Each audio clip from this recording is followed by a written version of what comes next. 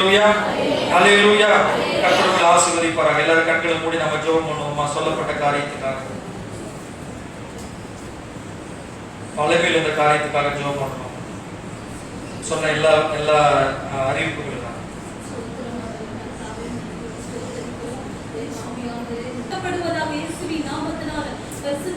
ஒவ்வொருத்தரும் பலப்படுத்தி தைரியப்படுத்தி அவங்க இறுதியில் கேட்கிற வார்த்தையை தந்து கர்த்தருடைய ஆவியானவர் பலப்படுத்தி ஆமென் ஆமென் ஆமென் ஹல்லேலூயா.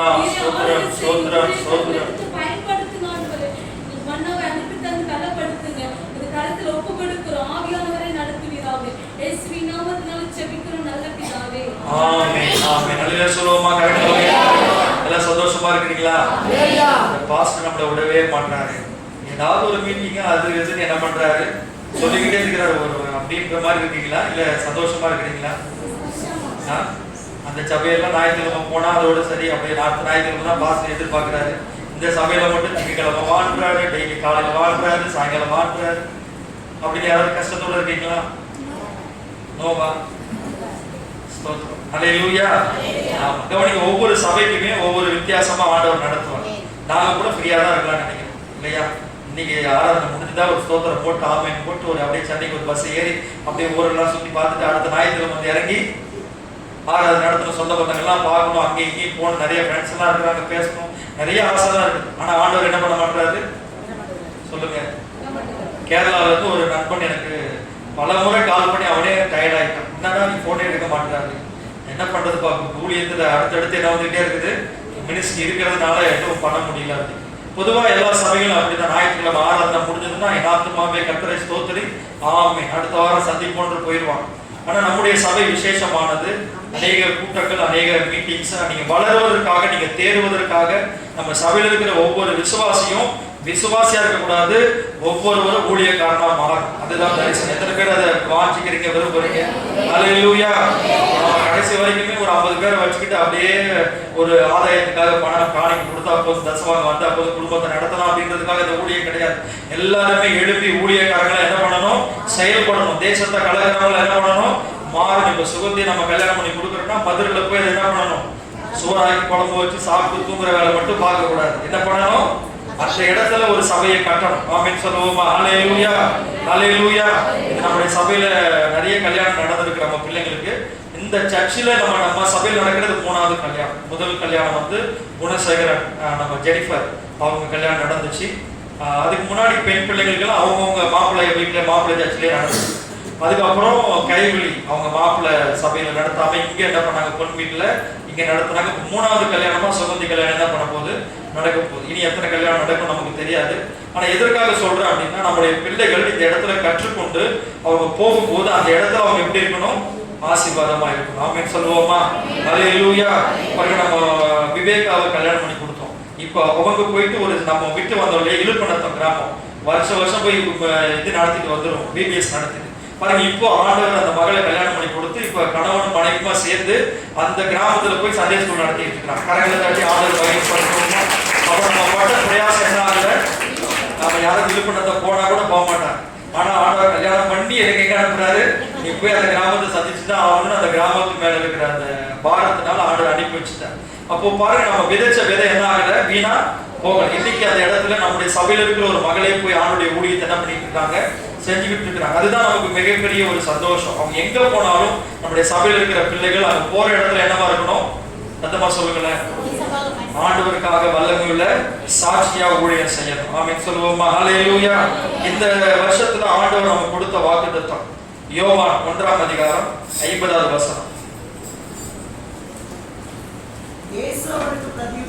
இயேசு அவனுக்கு பிரதியுத்தரமாக அத்திமரத்தின் கீழே விசுவாசிக்கிறாய், இதிலும் பெரிதானவைகளை காண்பாய். ஆமா, இதுதான் இந்த வருஷத்துல 2025 ஆண்டவர் நமக்கு கொடுத்த வாக்குத்தத்தம். இதிலும், சத்தமா சொல்லுங்க, இதிலும் காண்பாய். எத்தனை பேருக்கு இந்த வசனம் மனப்பாடமா இருக்கு? மனப்பாடமா இருக்குதா?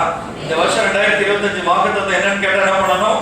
எல்லாரும் சொல்லணும். 2026க்கு நான் ஆண்டவர் வாக்குத்தத்தம் தரல, அதனாலதான் நான் உட்கார போறேன். இந்த வாரம் வந்து ஆண்டவரே நீங்க என்ன பண்ணுவீங்களோ தெரியாது, வருஷம் முடியும் போது என்ன பண்ணணும், வாக்குத்தத்தம் எங்க சபைக்கு தரணும்னு சொல்லி உட்கார்ந்து அவருடைய பாத்துல உட்கார்ந்து தான் தருவார். இப்ப சில வார்த்தைகளை தந்திருக்கிறார், ஆனா என்ன கன்ஃபார்ம் ஆகுது. அது நான் எடுத்த உடனே இந்த வாக்குத்தத்தம் தான் அப்படி நான் பாடல ஏதோ ஒன்று என்ன பண்ணணும்னு சொல்ல முடியாது. கர்த்தர் தீர்க்கமா பேசி அதுக்கு சில அடையாளங்கள்லாம் கொடுத்து இந்த வசனம் தான் அப்படின்னு உறுதிப்படுத்தின பிறகுதான் அது காலண்டர்லயா இருந்தாலும் வாக்குத்தத்த போர்டா இருந்தாலும் இந்த இடத்துல முன்னாடி நின்று நான் என்ன பண்ண முடியும், சொல்ல முடியும். எதுக்காக சொல்றேன்னா, நீங்க எனக்காக ஜெபிக்கணும். ஆண்டவரே எங்க சபையில் இருக்கிற ஊழியக்காரருக்கு வருகிற வருஷத்தினுடைய வாக்குத்தத்தத்தை நீங்க என்ன பண்ணுங்க, தாங்க நீங்க எல்லாரும் ஜெபம் பண்ணீங்கன்னா அது எனக்கு ஒரு ஜெப சப்போர்ட்டா இருக்கும். நீங்க எல்லாரும் செய்வீங்க நான் விசுவாசிக்கிறேன். கவனிங்க, இதிலும் பெரிதான வேலை காண்பா என்று சொல்லி அதுதான் நம்ம தியானித்து கொண்டு வர்றோம். அதுல பாத்தீங்கன்னா முக்கியமா ஐக்கியம், ஒவ்வொரு காரியத்துல ஐக்கியமா இருக்குன்னு சொல்லி நம்ம பார்த்துட்டு வரோம். இப்ப இயேசுதாஸ் ஐயா முதல் காரியத்தை சொல்லுவார், நம்ம இதிலும் பெரிதானவர்களை பார்க்கணும்னா முதல்ல நம்ம யாரோட ஐக்கியமா இருக்கணும், தேவனோடு எப்படி இருக்கணும், ஐக்கியமா இருக்கணும். ரெண்டாவது மணி சொல்லுவாப்புல, ஜோசுவா மணி, யாரோட ஐக்கியமா இருக்கணும், தேவனுடைய வார்த்தையோடு எப்படி இருக்கணும், ஐக்கியமா இருக்கணும். மூணாவது ஜெனிஃபர் சொல்லுவாங்க, எதோட யாரோட ஐக்கியமா இருக்கணும், மூணாவது சபையோடையா, சபையோட எப்படி இருக்கணும், ஏன் சபையோட அப்படியே குடிக்கிறீங்க, ஸ்டாக சொல்லணும்ல, சபையோட எப்படி இருக்கணும், ஐக்கியமா இருக்கணும். நாலாவது யாரு கேட்கலாம், ஜானகி சிஸ்டர் கேட்கலாமா, நாலாவது யாரோட ஐக்கியமா இருக்கணும், நெக்ஸ்ட் குடும்பத்தோட எப்படி இருக்கணும், ஐக்கியமா இருக்கணும். இப்ப அருள்படுறதுக்கு வைத்து கலர் நம்மளை கேட்டு வர இந்த மட்டும் அப்படியே முகத்தை பார்த்தாலே தெரியுது பயம். நம்ம சிரிச்சுக்கிட்டே இருக்கிற அளவில் இருக்கேன். அஞ்சாவது யாரோட ஐக்கியமா இருக்கணும், ஃபர்ஸ்ட் தேவனோட, அப்புறம் வார்த்தையோட, சபையோட, குடும்பத்தோட, அப்புறம் பரிசுத்த ஆவியானவரோட நம்ம எப்படி இருக்கணும், ஐக்கியமா இருக்கணும். ஆறாவது யாருக்கு கேட்கலாம், தமிழ்மணி சிஸ்டர், நம்ம யாரோட ஐக்கியமா இருக்கணும், நெக்ஸ்ட் யார்கிட்ட காப்பி அடிச்சு சொல்லுங்க. எப்படி இருக்கணும், ஒளியோட என்ன பண்ணணும், ஐக்கியமா இருக்கணும். ஏழாவது சுகந்தி சொல்லணும், என்னமா பாட, ஆமா எதுக்கு அதுக்குள்ள பாடு, நம்ம ஆரம்பிக்கவே இனிமேல் தான் ஆரம்பிக்க போதா. ஒருவரோட ஒருவர் எப்படி இருக்கணும், ஐக்கியமா இருக்கணும். அப்புறம் பாடுகளில் ஐக்கியமா இருக்கணும். அப்புறம் ஒன்பதாவது நம்ம வாய்ப்பு சொன்னீங்க, உலகத்தோடு ஐக்கியமா இருக்கணும். அப்புறம் பத்தாவது திருவிருந்தில் கர்த்தருடைய பந்தியில நம்ம எப்படி இருக்கணும், ஐக்கியமா இருக்கணும். இப்ப என்ன பார்த்துட்டு வரோம், இயேசு கிறிஸ்துவோட நம்ம ஐக்கியமா இருக்கணும். அடுத்த மாசம் இன்னொன்று இருக்குது, அது இந்த வாரமும் அடுத்த வாரமும் நம்ம இயேசு கிறிஸ்துவோட இருக்கிற ஐக்கியத்தை குறித்து நம்ம பார்க்க போறோம். சரிங்களா? கவனிங்க, 3 பரிசுத்தவான்கள் வேதத்துல தேவனோடு அவங்க ஐக்கியமா இருந்தது குறித்து நாம என்ன பண்ண போறோம், பார்க்க போறோம். ஏன் நாம தேவனோட ஐக்கியமா இருக்கணும்? அவர் ஒரு பெரிய வீடு தருவார் நம்ம ஐக்கியமா இருக்கணுமா, அல்லது எனக்கு நல்ல பைக் வாங்கி தருவார் ஐக்கியமா இருக்கணுமா, இல்ல நல்லா படிக்க வைப்பார் ஐக்கியமா இருக்கணுமா, இல்ல ஏதாவது உலகத்துல நான் பேரும் புகழும் அடையணும் அப்படின்றதுக்காக நம்ம ஐக்கியமா இருக்கணுமா, எனக்கு ஒரு நல்ல கல்யாணம் பண்ணி வைப்பார்ன்றதுக்காக ஐக்கியமா இருக்கணுமா, இல்ல நல்ல பிள்ளையை தருவார்ன்றதுக்காக ஐக்கியமா இருக்கணுமா, எதுக்காக நம்ம இயேசு கிறிஸ்துவோட ஐக்கியமா இருக்கணும் அப்படின்றத இந்த 3 பரிசுத்தவான்கள் வாழ்க்கையிலிருந்து நம்ம என்ன பண்ண முடியும், கற்றுக்கொள்ள முடியும். ஏனோக்கு ஆதியாகமம் 5ஆம் அதிகாரம் 24வது வசனம், ஏனோக்கை குறித்து இன்னைக்கு நம்ம பார்க்க போறோம். ஆதியாகமம் 5:24. ஏனோக்கு தேவனோடு சஞ்சரித்துக் கொண்டிருந்தான், காணப்படாமல் போனான், தேவன் அவனை என்ன செய்தார், எடுத்துக்கொண்டார். அப்ப முதலாவது நாம் தேவனோடு சஞ்சரிக்கிறது, தேவனோடு ஐக்கியமா இருக்கிறது எதுக்காகனா, நாம் எடுத்துக்கொள்ளப்பட வேண்டும். என்ன செய்யப்படணும், எடுத்துக்கொள்ளப்பட வேண்டும். நாம் ஆராதிக்கிற இயேசு கிறிஸ்து அவர் சீக்கிரமே என்ன செய்ய போறாரு, வர போறார். எத்தனை பேர் விசுவாசிக்கிறீங்க, சத்தமா சொல்லுங்க, விசுவாசிக்கிறாங்க. எதுக்காக வர போறாரு இயேசு கிறிஸ்து, எதுக்காக வர போறாரு, அவருடைய பிள்ளைகளை, அவருடைய மனவாட்டியாகிய சபையை எடுத்துக்கொள்றதுக்காக வர போறார். அப்போ யாரெல்லாம் தேவனோடு ஐக்கியமா, இயேசுவோடு ஐக்கியமா இருக்கிறார்களோ அவர்கள் தான் என்ன செய்யப்படுவாங்க, எடுத்துக்கொள்ளப்படுவார். அப்ப முதலாவது நாம் சஞ்சரிப்பது, தேவனோடு சஞ்சரிப்பதும் இயேசு கிறிஸ்துவோடு ஐக்கியமா இருக்கிறதுடைய பிரதான நோக்கம், நாம் அவருடைய வருகையில என்ன செய்யப்படணும், எடுத்துக்கொள்ளப்படணும். இரண்டாவது வாசிங்க, ஆதியாகமம் 6ஆம் அதிகாரம் 9வது வசனம். ஆதியாகமம்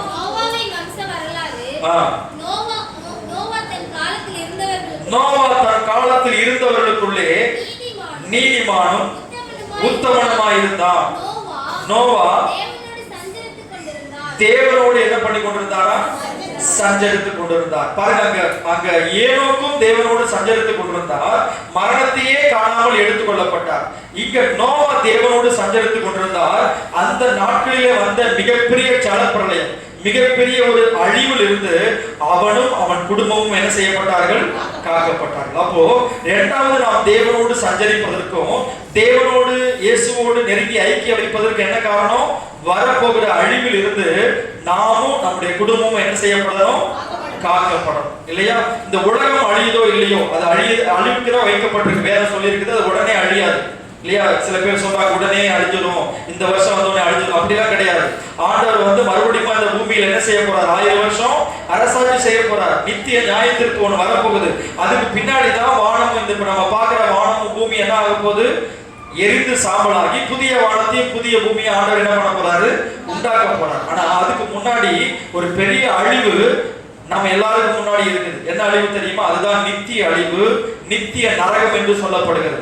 அந்த நித்திய அழிவிலிருந்து, நித்திய நரகத்திலிருந்து நாம் காப்பாற்றப்பட வேண்டும் என்று சொன்னால் நாம் தேவனோடு சஞ்சரிக்கிறவர்களா இருக்கணும். யாரோட சஞ்சரிக்கிறவர்களா இருக்கணும்? ஆமா, நோவா தேவனோடு சஞ்சரித்துக் கொண்டிருந்தபடினாலதான் அவனால நீதிமானா வாழ முடிஞ்சது, அவனால உத்தமனா வாழ முடிஞ்சது. ஏன்னா அவன் வாழ்ந்த காலம் தேவனுக்கே கோபம் உண்டாக்குற அளவுக்கு மனுஷர்கள் எப்படி இருந்தாங்களா? ரொம்ப அக்கிரமம் செய்து கொண்டு ரொம்ப தேவனை மனஸ்தாபப்படுகிற அளவுக்கு அவங்க வாழ்ந்து கொண்டிருந்தார்கள். இன்றைக்கு கூட அப்படித்தான் அநேகர் இந்த உலகத்துல தேவனை வேதனைப்படுத்துகிற அளவுக்கு பாவம் என்ன பண்ணிட்டு இருக்காங்க?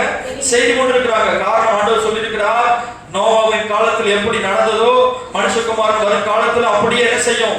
நடக்கும். வெளியில இருக்கிறவங்க ஆண்டவரை துக்கப்படுத்துறாங்க இல்லையோ, அது கண்டிப்பா நடக்குது. ஆனா இன்னைக்கு சபைக்குள்ள இருக்கிறவங்களும் நான் இயேசுவை ஏற்றுக்கொண்டிருக்கிறேன்றவங்களும் என்ன பண்றாங்க? ஆண்டவரை துக்கப்படுத்திட்டு இருக்காங்க. காரணம் என்னன்னு கேட்டா, அவங்களுக்கும் தேவனுக்கும் என்ன இல்லை? ஒரு தொடர்பு இல்ல, ஒரு சஞ்சரிப்பு இல்ல, ஒரு அவங்களுக்கும் தேவனுக்கும் ஒரு நல்ல ஒரு ஐக்கியம் நம்ம பார்க்க முடியல.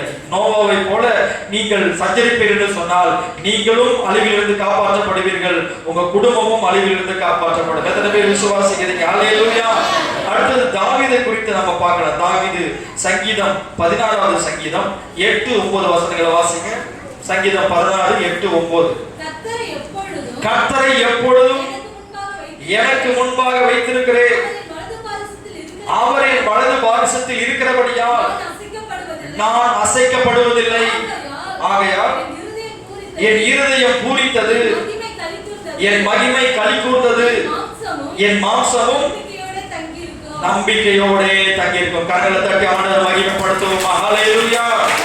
தாவீதுடைய வாழ்க்கையில நம்ம பார்க்கும்போது அநேக போராட்டங்கள், அநேக பிரச்சனைகள், அநேக சோதனைகள், அநேக அவனை அழிப்பதற்காக, அவனை சாகடிப்பதற்காக எத்தனையோ முயற்சிகள் இல்லையா? அவனுக்கு உள்ளூர்லயும் எதிரி இருந்தாங்க, வெளியில என்ன இருந்தாங்க? எதிரி இருந்தாங்க. ஆனா அவன் சொல்றான், கர்த்தரை எப்பொழுதும் எனக்கு முன்பாக வைத்திருக்கிறேன், அதனால நான் என்ன பண்ண மாட்டேன்? அசைக்கப்படுவதில்லை. ஆமென் சொல்லுங்க. ஹல்லேலூயா, ஹல்லேலூயா. கவனிங்க, இன்றைக்கு இங்க இந்த இடத்துல வந்திருக்கிற நீங்க தாவீதை போல கஷ்டப்படுறவங்க யாரும் இல்லைன்னு நினைக்கிறேன். ஏன்னா தாவீது எங்க போனாலும் அவனை கொல்றதுக்குன்னே ஒரு ஆள் என்ன பண்ணிக்கிட்டே இருந்தான்? துரத்துக்கிட்டே இருந்தான், பட்டயத்தோடு துரத்துக்கிட்டே இருந்தான். அவனுக்கு வீட்லயும் வாழ முடியல, காட்டிலையும் வாழ முடியல, அப்படியே வன சஞ்சாரியை போல என்ன பண்ணிக்கிட்டு இருந்தான்? சுத்திக்கிட்டு இருந்தான். அவன் தேவனை ஆராதிக்கிற ஒரு மனுஷன், தேவனுக்கு பயப்படுகிற ஒரு மனுஷன், தேவனால் அபிஷேகம் பண்ணப்பட்ட ஒரு மனுஷன். ஆனா அவன் வாழ்க்கையில சோதனைக்கு மேல சோதனை, பிரச்சனைக்கு மேல பிரச்சனை, அவனை அழிக்கிறதுக்கு சத்துரு பல விதங்களிலே தேடிக்கொண்டே இருந்தான். ஆனால் எந்த சூழ்நிலையிலும் அவன் அசைக்கப்படவே முடியல. காரணம் தெரியுமா? கர்த்தரை எப்பொழுதும் தனக்கு முன்பாக வைத்திருந்தான். ஆமென் சொல்லுவோம். ஹல்லேலூயா. உங்களுடைய வாழ்க்கையில கூட அநேக சோதனைகள் வரலாம், அநேக போராட்டங்கள் வரலாம், அநேக பிரச்சனைகள் வரலாம்.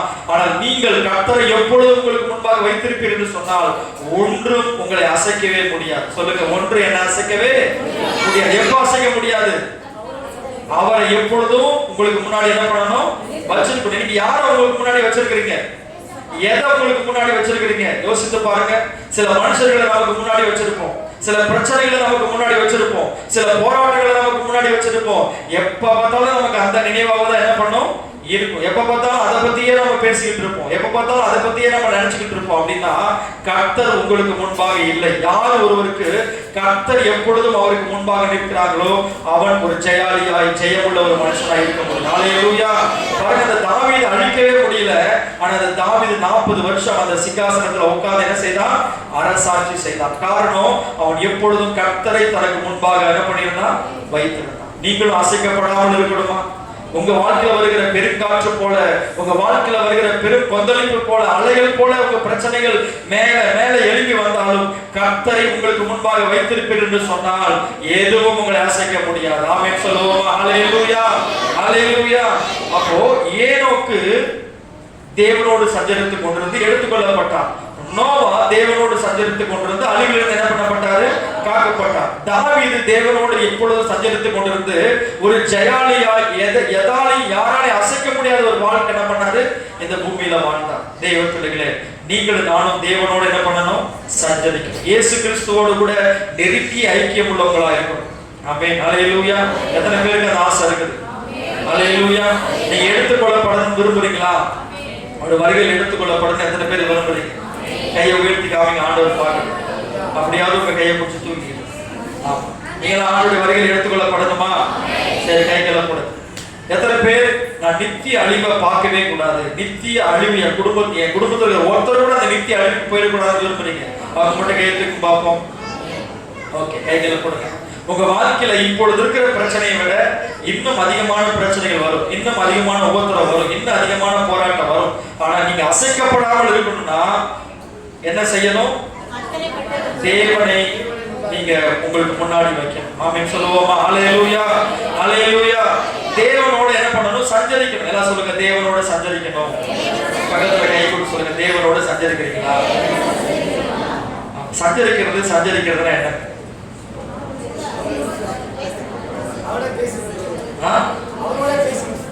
என் நினைப்பாவே இருப்பவரே ஏசையா. அப்புறம் உள்ளம் எல்லாம் சொல்லுதையா, என் நினைப்பாவே இருப்பவரே ஏசையா. உங்க நினைச்சாலே உள்ளம் எல்லாம். அவர் உங்களை நினைச்சுக்கிட்டே இருக்கிறார். நீங்க அவரை நினைச்சுக்கிட்டே இருக்கிறீங்களா? எப்பொழுதும் அவரை நினைக்கிறீங்களா? தூங்கும் போது அவரை நினைக்கிறீங்களா? எழுந்த உடனே அவரை நினைக்கிறீங்களா? ஹல்லேலூயா. ஆமா, வண்டி ஓட்டிக்கிட்டு போகும்போதே அவரை நினைக்கிறீங்களா? ஆமா, வீட்டுல சமைச்சுக்கிட்டு இருக்கும்போதே அவரை நினைக்கிறீங்களா? ஆமா, ஸ்கூல்ல படிச்சுக்கிட்டு இருக்கும்போதே அவரை நினைக்கிறீங்களா? ஹல்லேலூயா. நீங்க எப்பொழுதும் அவர் நினைவா இருக்கு பாத்தீங்களா?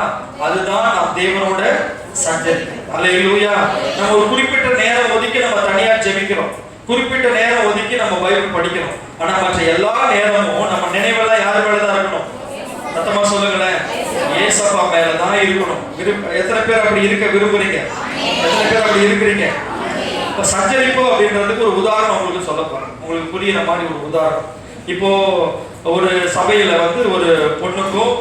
ஒரு பொண்ணுக்கு மாப்பிள்ளை பாக்குறாங்க, மாப்பிள்ளைக்கு என்ன பாக்குறாங்க? பொண்ணை பாக்குறாங்க இல்லையா? யாரு பாக்குற வேலை? அவங்க குடும்பத்தார், 2 குடும்பத்தார் என்ன பண்றாங்க? பாக்குறாங்க.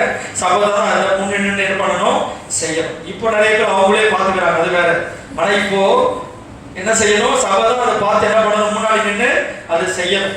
கவனிங்க, இப்படி அவங்க 2 பேரையும் ஒருத்தருக்கு ஒருத்தர் பிடிச்சிருச்சு, ஒருத்தருக்கு ஒருத்தர் மனசுல விரும்புறாங்க, அவங்கள சேர்த்து வைக்கணும், கர்த்தருடைய சித்தம் இது அப்படின்னு ஊழியக்காரர்களுக்கு, விசுவாசிகளுக்கு அங்க இருந்த 2 குடும்பத்தார்களுடைய ஒரு நிச்சயம் வந்த பிறகு என்ன வைப்பாங்க?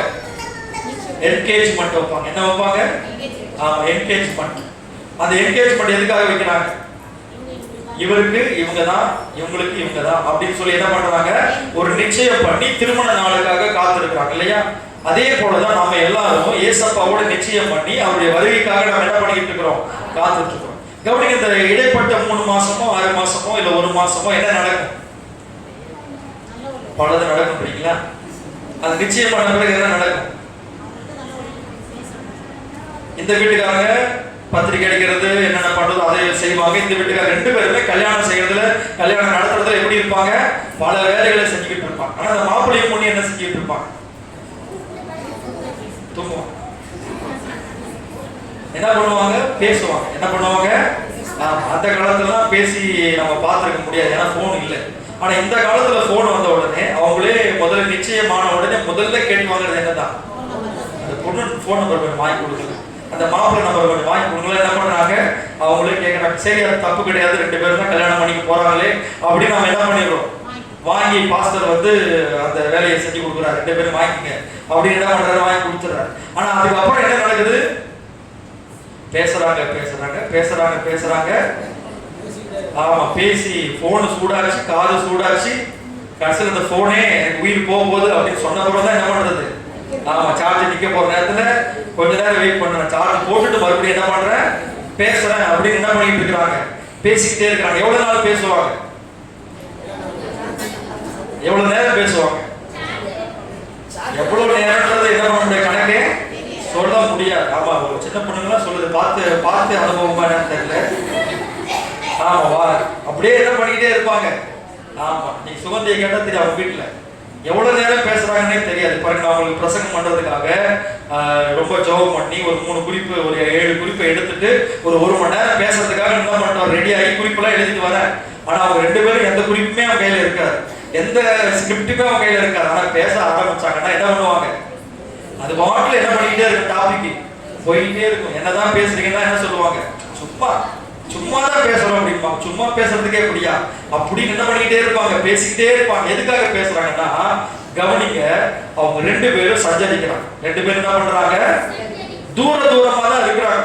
ஆனா 2 பேருடைய நினைவும் ஒருத்தர் மேல ஒருத்தர் என்ன பண்ணது இருக்குது. இவங்கள தான் நான் கல்யாணம் பண்ண போறேன், இவங்களோட தான் நான் வாழ போறேன். அப்ப அவங்களை குறிச்சு நான் என்ன பண்ணணும், தெரிஞ்சுக்கணும், அவங்களை குறிச்சு நான் புரிஞ்சுக்கணும். அவங்களுக்கு என்ன கலர் பிடிக்கும், அவங்களுக்கு என்ன ஸ்வீட் பிடிக்கும், என்ன சாப்பாடு பிடிக்கும், அதெல்லாம் என்ன பண்ணுவாங்க, பேசிக்கிட்டே இருப்பாங்க. பாருங்க, இப்படி பேசுறதுனாலே நிறைய கல்யாணமே நின்று போயிடுது.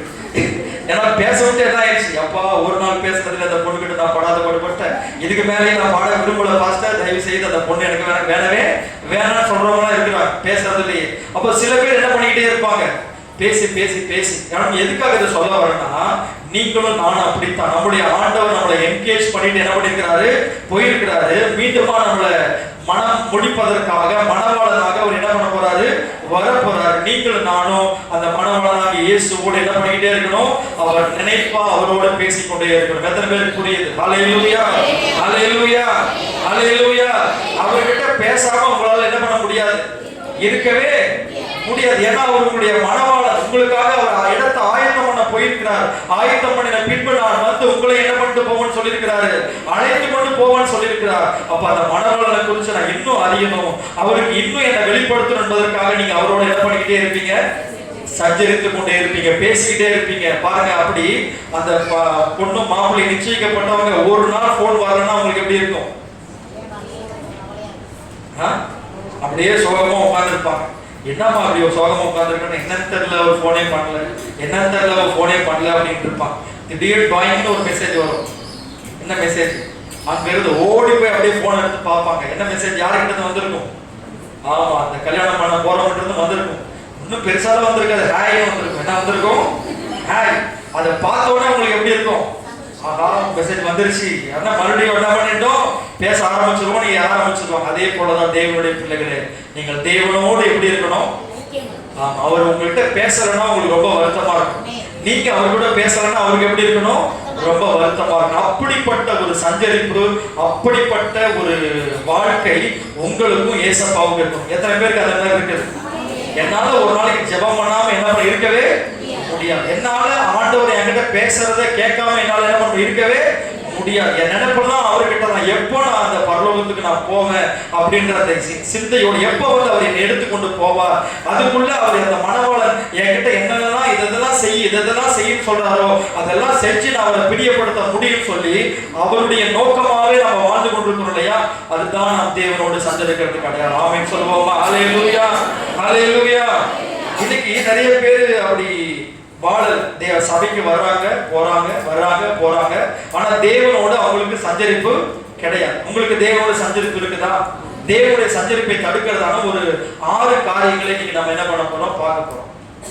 அந்த 6 காரியங்கள் உங்க வாழ்க்கையில இருந்துச்சுன்னா நீங்க தேவனோட சஞ்சரிக்கல அப்படின்னு அர்த்தம். அப்படி தெரிஞ்சிச்சுன்னா இன்னைக்கே நீங்க அதை சரி பண்ணி ஆண்டவரோட நல்ல கனெக்ஷன் என்ன பண்ணிடணும், ஏசப்பா வந்து இந்த மகள் தான் எனக்கு ரொம்ப பிடிச்சவங்க, இந்த மகள் தான் எனக்கு ரொம்ப பிடிச்சவங்க, அவங்க கிட்ட தான் நான் பேசணும் அப்படின்னு என்ன பண்ண மாட்டார், சொல்லவே நம்ம எல்லாருக்கும் டைம் கொடுக்கறதுக்கு அவருக்கு என்ன இருக்குது, சத்தமா சொல்லுங்களேன், நமக்கு வேணா நேரம் இல்லாம இருக்கும், ஆனா அவருக்கு என்ன இல்லை, நேரம் இருக்குது. உங்களோட பேசுறதுக்கு, உங்களோட உறவாடுறதுக்கு, உங்களோட அன்பு கூடுறதுக்கு தேவனுக்கு என்ன இருக்குது, நேரம் இருக்குது. கவனிக்க, முதல்ல அந்த ஐக்கியத்தை, இயேசுவோடு இருக்கிற அந்த சஞ்சரிப்பை, இயேசுவோடு இருக்கிற ஐக்கியத்தை தடுக்கிற ஒரு 6 காரியங்கள். முதல்ல என்னன்னு கேட்டா, மேலோட்டமான வாழ்க்கை. எல்லாம் சொல்லுங்க, சத்தமா சொல்லுங்க. இன்னைக்கு நிறைய பேர் சபைக்கு வரவங்க எப்படிதான் அதுக்கு இருக்கிறாங்க, ஒரு மேலோட்டமான வாழ்க்கை தான் வாழ்ந்துட்டு இருக்காங்க. அதாவது நானும் போறேன், எங்க வீட்டுக்காரனும், சத்தமா சொல்லுங்களேன், நானும் சபைக்கு என்ன பண்றேன், போறேன், நானும் சபைக்கு போயிட்டு வரேன், நானும் சபைக்கு போயிட்டு வரேன், ஏதோ போறேன் வரேன் அப்படின்ற மாதிரி நிறைய பேர் என்ன பண்றாங்க, இருக்கிறாங்க. நீங்க யாராவது அப்படி இருக்கிறீங்களா? கையை தூக்க வேண்டாம், சரிங்களா? இருந்தீங்கன்னா ஒத்துக்குங்க. நான் இப்படியோ வந்துட்டு என்ன பண்ணிட்டு இருக்கிறேன், போயிட்டு இருக்கு. நல்ல கவனிங்க. உதாரணத்துக்கு உங்க பிள்ளையை கொண்டு போய் ஸ்கூல்ல சேர்க்கிறீங்களா இல்லையா? அன்னைக்கு காலையில நல்லா லஞ்ச் கட் கொடுக்குறீங்க, பேக் எல்லாம் வச்சு மாட்டி விடுறீங்க. அந்த பிள்ளை டெய்லி ஸ்கூலுக்கு போயிட்டு அட்டெண்டன்ஸ் மட்டும் போட்டு வருது, எதையுமே படிக்கலன்னா எப்படி இருக்கும்? நல்லா இருக்குமா? அதுக்காக நம்ம பிள்ளைங்களை ஸ்கூலுக்கு அனுப்புறோம். இன்னைக்கு நிறைய விசுவாசிகள், ஆண்டவரை நேசிக்கிறவங்க, ஏற்றுக்கொண்டவங்க சபைக்கு வராங்க போறாங்களே ஒழிய அங்க என்ன சொல்லி கொடுக்குறாங்க, என்ன கற்றுக் கொடுக்குறாங்க, அதை நம்ம எப்படி செயல்படுத்தணுன்றதே என்ன பண்ணல, அவங்க செய்யவே இல்லை. கேட்டா நான் சபைக்கு போறேன், நான் ஆலயத்துக்கு போறேன் அப்படின்னு தான் வந்துட்டு போறாங்க ஒழிய எப்படி ஸ்கூல்ல போய் அட்டெண்டன்ஸ் மட்டும் போட்டு வர மாதிரி சபைக்கு வந்து என்ன போட்டு போறாங்க, அட்டெண்டன்ஸ் மட்டும் போட்டு போறாங்க. நீங்க யாராவது அப்படி இருக்கீங்களா? அவங்களுக்கு என்ன பயம் அப்படின்னு கேட்டா, எங்க நம்ம கொஞ்சம் ஆழமா போனோம்னா ஆண்டவர் டெஸ்ட் வைப்பான்றாங்க, அப்புறம் சோதனை கொடுப்பாருன்றாங்க, அப்புறம் பரீட்சை வைப்பாங்கன்றாங்க. எதுக்குடா நாம போறோமா அப்படி மேலோட்டமா ஹாய் ஸ்தோத்திரம் பாஸ்டர், ஸ்தோத்திரம் பிரதர், ஸ்தோத்திரம் சிஸ்டர் அப்படி சொல்றோமா, அப்படியே மேலோட்டமா என்ன பண்ணிடணும், வந்துடணும் அப்படின்னு நிறைய பேர் வாழ்ந்துட்டு இருக்காங்க. இல்ல, இங்க சொல்லி கொடுக்கிற ஒவ்வொரு சப்ஜெக்டையும், வேதத்துல இருக்கிற ஒவ்வொரு சத்தியத்தையும் நீங்க ஆழமா என்ன பண்ணணும், கற்றுக்கொள்ளணும். ஆமென் சொல்லுவோம். ஹல்லேலூயா. நீங்க கற்றுக்கொள்ளதான் உங்களுக்கு சோதனைகள் வரும், உங்களுக்கு பரீட்சைகள் வரும், உங்களுக்கு டெஸ்ட் வரும். எதுக்காக டெஸ்ட்? டிகிரேட் பண்றதுக்கா, ப்ரமோஷன் கொடுக்கிறதுக்கா? எப்பயுமே டெஸ்ட் அப்படின்றது, ஒரு பரீட்சைன்றது உங்களை அடுத்த லெவலுக்கு ஆண்டவர் கொண்டு போறதுக்காக தான் என்ன பண்றாரு, சத்தமா சொல்லுங்களேன், வைக்கிற. அப்ப உங்களுக்கு டெஸ்டே வேணாம், எனக்கு பரீட்சையே வேணாம் இல்லையா? நீங்க டெஸ்ட் நீங்க சொல்லி பாருங்க, நிறைய பேர் வர மாட்டாங்க. டெஸ்ட்னு வந்தாலே நான் படிக்கலையா, எனக்கு படிக்க நேரம் இல்லையா அப்படின்னுவாங்க. கவனிங்க, இப்படி இருக்கவே கூடாது. இங்க சபையில, இந்த சபையில கர்த்தர் ஏன் உங்களை கொண்டு வந்து வச்சிருக்கிறாருன்னா, இந்த சபையின் மூலமா கர்த்தர் உங்களை என்ன பண்ணிக்கிட்டே இருக்கிறாரு, உருவாக்கி கொண்டே இருக்கிறார், உங்களை வளர்த்து கொண்டே இருக்கிறார். தேவன் உங்களை குறித்து ஒரு பெரிய திட்டம் வச்சிருக்கிறார், தேவன் உங்களை குறித்து ஒரு பெரிய நோக்கம் வச்சிருக்கிறார். அதெல்லாம் நிறைவேறணும்னா இதெல்லாம் நீங்க கற்றுக்கொள்ளணும். வசனத்தெல்லாம் நீங்க என்ன பண்ணணும், கற்றுக்கொண்டு நீங்க உள்ள போக போக தான் நீங்க வளர்ந்து கொண்டே இருப்பீர்கள், அநேகருக்கு ஆசீர்வாதமா மாறுவீர்கள். தேவனோடு உங்களுடைய உறவு என்ன பண்ணிக்கிட்டே போகும், அதிகமாகிட்டே போகும். இன்னைக்கு ஒரு காரியத்துக்கு நோ சொல்ல போறீங்க. எதுக்கு தெரியுமா? மேலோட்டமான வாழ்க்கைக்கு என்ன சொல்லணும், நோ சொல்லணும். நானும் போய் அட்டெண்டன்ஸ் போட்டு வரேன், நானும் சபைக்கு போயிட்டு வரேன்னு கிடையாது. அங்க சொல்லப்படுகிற ஒவ்வொரு சத்தியங்களையும் நான் கற்று தேர்ந்தவனாய் மாறணும். எத்தனை பேர் அதை எதிர்பார்க்கிறீங்க? அல்லேலூயா, அல்லேலூயா. விசுவாசம்னா எனக்கு என்னன்னு சொல்ல தெரியணும், பரிசுத்தம்னா என்னன்னு சொல்ல தெரியணும், அன்புனா என்னன்னு சொல்ல தெரியணும், சாந்தானா என்னன்னு சொல்ல தெரியணும். வசனத்துல ஆண்டவர் என்னெல்லாம் சொல்லி இருக்கிறாரோ அதெல்லாம் நமக்கு என்ன பண்ணணும், தெரியும். இப்ப எதை குறிச்சு நம்ம பார்த்துட்டு இருக்கிறோம், தேவனோடு இயேசுவோடு சஞ்சரிக்கிறத குறிச்சு என்ன பண்ணிட்டு இருக்கிறோம், பார்த்துட்டு இருக்கிறோம். அப்போ ஒரு மனுஷன், ஒரு மனுஷி, ஒரு தேவ பிள்ளை தேவனோடு சஞ்சரிக்க முடியாமல் இருக்கிறதுக்கு காரணம் ஒரு மேலோட்டமான வாழ்க்கை வாழ்வதற்கு தான் காரணம். இன்னைக்கு நீங்க எப்படி வாழ்ந்துட்டு இருக்கீங்க? நீங்க மேலோட்டமான சபைக்கு வந்துட்டு மட்டும் போயிட்டு இருக்கீங்கன்னா தேவனோட நீங்க சஞ்சரிக்கலன்னு அர்த்தம். இன்னைக்கு ஒரு முடிவு எடுக்க, ஆண்டவரே இந்த ஸ்கூல்ல, இந்த பள்ளியில, இந்த ஆலயத்துல என்ன கொண்டு வந்து சேர்த்துருக்கிறீங்க, இங்க என்னெல்லாம் எனக்கு கற்றுக் கொடுக்குறீங்களோ அதெல்லாம் கற்றுக்கொண்டு நான் தேர்ந்தவனாய் மாறணும். ஆமென் சொல்லுவோமா? அப்பதான் கர்த்தர் உங்களுக்கு கொண்டு என்ன பண்ண முடியும், செய்ய வேண்டிய காரியத்தை செய்ய முடியும். நீங்க ஒரு லேப் டெக்னீஷியனா முடிச்சிருந்தாதான் உங்களை கொண்டு போய் லேப்ல என்ன பண்ண முடியும். சத்தமா சொல்லுங்களேன். ஒண்ணுமே இல்லைங்க, நான் 12 வருஷமா ஸ்கூலுக்கு போயிட்டு அட்டெண்டன்ஸ் மட்டும் எழுதிட்டு வந்தேன், எந்த பரீட்சை எழுதல அப்படின்னா அவங்களை கொண்டு போய் உட்கார வைப்பாங்களா ஒரு வேலையில? ஏன் உட்கார வைக்க மாட்டாங்க? நீ தான் ஒழுங்கா ஸ்கூலுக்கு போயிருக்க, டெய்லியும் வருஷம் போய் வாரம் போய் டெய்லியும் போய் அட்டெண்டன்ஸ் போட்டிருக்கியே, நீ படிச்சிருக்கணும். படிச்சு அதை பத்தி என்ன பண்ணிருக்கணும், உனக்கு அறிவு இருந்தால்தான் உன்னை அந்த பதவியில கொண்டு போய் வைக்க முடியும். உங்களையும் கர்த்தர் ஒவ்வொரு ஸ்தானத்துல உயர்த்த விரும்புறார். ஆனா நீங்க மேலோட்டமான வாழ்க்கை வாழ்றதுனால கர்த்தர் உங்களை பார்த்து துக்கப்படுகிறார். நீங்க அதிகமா அவரோடு சஞ்சரிக்க தான் அநேக விஷயங்களை, வெளிப்பாடுகளை கர்த்தர் உங்களுக்கு என்ன பண்ணிக்கிட்டே இருப்பாரு, கொடுத்துக்கிட்டே இருப்பார். ரெண்டாவது, எது நம்ம தேவனோடு சஞ்சரிக்க முடியாதபடி நம்ம வாழ்க்கையில தடையா இருக்கிற காரியம் என்னன்னா, எல்லாரும் கவனிங்க, நோ டைம். என்னது? நான் ரொம்ப பிஸி, நான் ரொம்ப பிஸி. வேலை பாஸ்டர், ரொம்ப வேலை பாஸ்டர், ரொம்ப என்ன மாதிரி உங்களுக்கு வேலையை என்ன பண்ணாது இருக்கிறது. உங்களுக்கு தெரியுமா, நான் காலையில எழுந்தா என்ன பண்றேன்? பல்ல விளக்குறேன், அப்புறம் மூட்டை கழுவுறேன், அப்புறம் பாத்திரம் விளக்குறேன், அப்புறம் சோறு ஆக்குறேன், அப்புறம் அதை கழுவுறேன், அப்புறம் வடிக்கிறேன், அப்புறம் கொட்டுறேன், அப்புறம் திங்கிறேன், அப்புறம் கழுவுறேன், அப்புறம் துவைக்கிறேன், அப்புறம் வடிக்கிறேன். என்ன நடந்துகிட்டே இருக்குது? சத்தமா சொல்லுங்களேன்.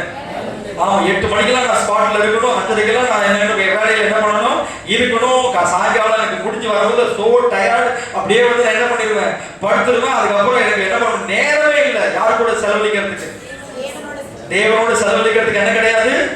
இப்படி நிறைய பேர் சொல்றதுனாலதான் அவங்களால யாரு கூட சஞ்சரிக்க முடியல, தேவனோட சஞ்சரிக்க முடியல. எத்தனை பேர் பிஸியா இருக்கிறீங்க? ஆமென். சோ என்ன பிரதர் போனே பண்ண மாட்டீங்க? பிஸிங்க, ரொம்ப பிஸி. காலையில போனா சாயங்காலம் தான் வரேன், நைட்டு ஃபுல்லா ஒரே வேலை, வந்த டயர்ல அப்படியே படுத்துறேன் அப்படின்னு எனக்கு போன் பண்ணாம இருக்கிறது ஒரு பக்கம் இருக்கட்டும். நீங்க ஆண்டவரோட பேசுறீங்களா? அதிகாலையில் எழுந்து ஆண்டவரோட உறவாடுறீங்களா? அனுதினம் ராத்திரி படுக்கும் போது ஆண்டவரோட பேசுறீங்களா? உங்களுக்கு நேரம் கிடைக்கிற நேரம் இல்லை, அல்லது ஒரு நேரத்தை ஒதுக்கி ஆண்டவரோட நீங்க உறவாடி கொண்டு இருக்கிறீங்களா? அப்படி இல்லைன்னா நீங்க வந்து நஷ்டப்பட்டு கொண்டு இருக்கிறீங்க. உங்களால வளர முடியாது, தேர்ச்சி பெற முடியாது. ஒவ்வொரு நாளும் ஜெபம் பண்ணாம உங்களால இருக்க முடியாது.